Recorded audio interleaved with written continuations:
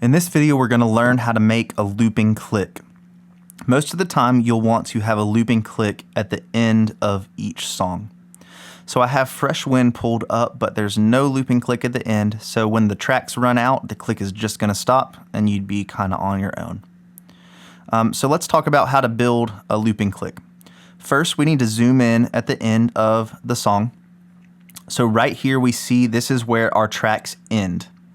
The first step to making a looping click is extending the click track and the tempo track out past where the tracks end. Since you're going to be making a looping click at the end, you want it to be looping a section where there are no tracks playing, or else you'll hear some weird audio coming in and out. So we just need to extend the tempo track and the click track. So first I'll do the tempo track. We'll just click right here when the mouse cursor shows this little bracket, and we drag it out. A couple of measures is all we need. And then we do the same thing for the click track. You can also do it at the same time by selecting one of them, holding down Shift and selecting the other. And then same thing, when you see the bracket, you can just move it and they will move together. The next thing we need to do is create the locator where the looping click will be.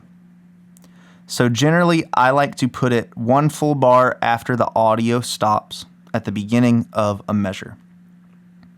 So all I need to do is just click anywhere right where that bar begins, anywhere down in these tracks. So you'll see that it's highlighted that very first part of measure number 74.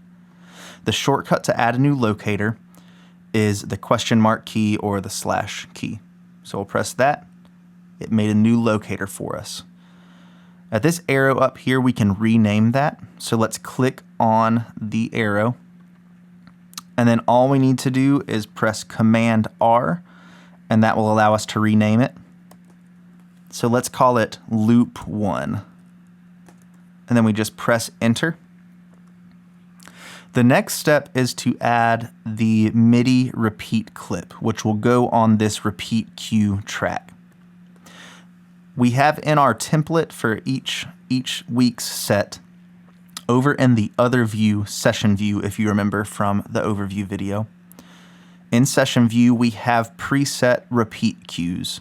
That way you don't have to make any from complete scratch. So let's go ahead and grab loop number 1. All we have to do is just click on the clip and then press Command C to copy it.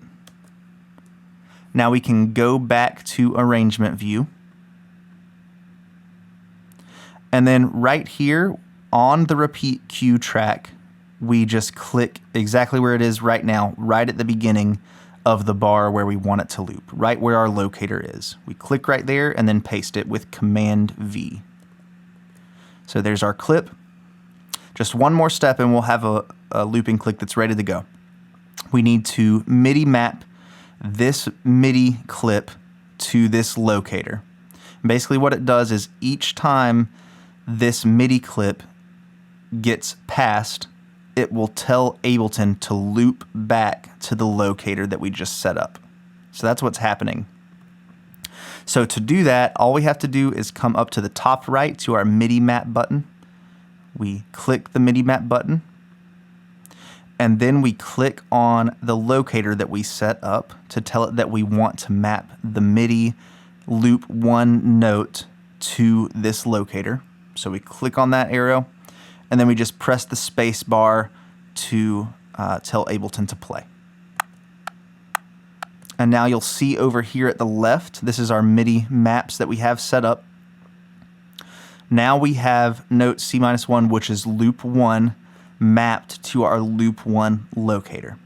So now we can get out of the MIDI map mode just by clicking the same button. And then now let's go back a couple beats before this looping click and see if it works. So we just go back and then press spacebar.